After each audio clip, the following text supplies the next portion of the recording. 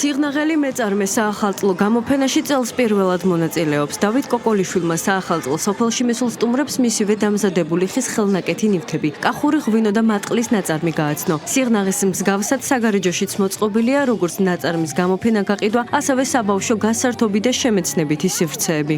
პირველად მოგიღებ მონაწილეობას და კმაყოფილი ვარ. ასეთი ღონისძიებები აუცილებლად უნდა ტარდებოდეს, რომ აუცილებლად ბევრმა გაიგოს. არა მარტო თორემ თემა საქართველოს, რომ არის ესეთი კულტურა გვაქვს, ესეთი ხელნაკეთები და ასეთი ხალხი ცხოვრობს ჩვენს ქვეყანაში. დილიდან საახალწლო განწყობაა თიანეთში. ვაჟა-ფშაველას სახელობის კულტურისა და დასვენების პარკში მოწყობილია საშობაო ბაზრობა. ხის საახალწლო სახლები, ფოტოგადასაღების სტენდები, ინსტალაციები და საბავშვო გასართობის სივრცეები. დღის ბოლოს დაგეგმილია კონცერტი და საზეიმო ფოიერვერკი. მეორე ახალი წელია ჩვენს მიერ მომზადებული ტკბილეული გამოგვაქვს. ჩემთვის ძალიან მნიშვნელოვანია ამ ღონისძიებაში მონაწილეობა, რადგან აქ წარმოდგენილი ჩემს მიერ წარმოდგენილი ტკბილეული დიდ მოწონებას იმსახურებს და ერთგვარი რეკლამაც არის ჩემთვის. საახალწლო ღონისძიებები იმართება აბაშაშიც. პროგრამის ფარგლებში ქალაქის განახლებულ მოედანზე მოწყობილია სხვადასხვა დეკორაციული სივრცეები. იმართება გასართობი ღონისძიებები.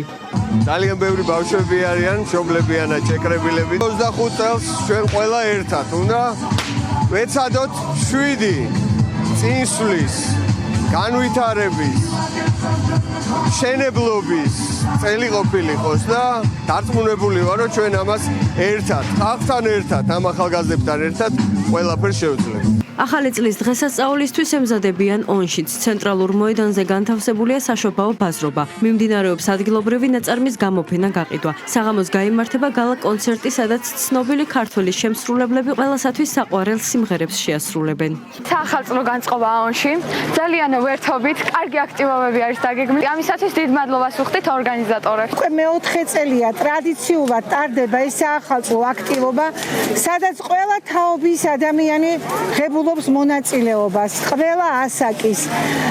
არის დადებითი მუხტი, არის საინტერესო აქტივობები. ზესტაფონში ქალაქის ცენტრალურ მოედანზე მოწყობილია საშობაო ბაზრობა. გაიმართა ორკესტრის და კოსტიუმირებული გმირების მსვლელობა. მიმდინარეობს ადგილობრივი ნაწარმის და ხელნაკეთი ნივთების გამოფენა გაყიდვა. ვფიქრობ, რომ ასეთი ღონისძიებები ძალიან საჭირო არის საახალწლოდ, იმიტომ რომ ქმნის განწყობას და გაგზნობინებთ, რომ რამდენიმე დღეში ახალი წელი მართლაც იქნება. და ხალხი იმდენად კეთილგანწყობილია, ძალიან დიდი სითბო იგრძნობა, სიყვარული და იმედი მაქვს, რომ ასეთი ღონისძიებები კიდევ ხშირად იქნება ზესტაფონში. საახალწლო დღეები 2024 ხვალ წალკაში, ახალციხეში, ხაშურში, ხულოში, ჩხოროწყლსა და ვანში გაიმართება.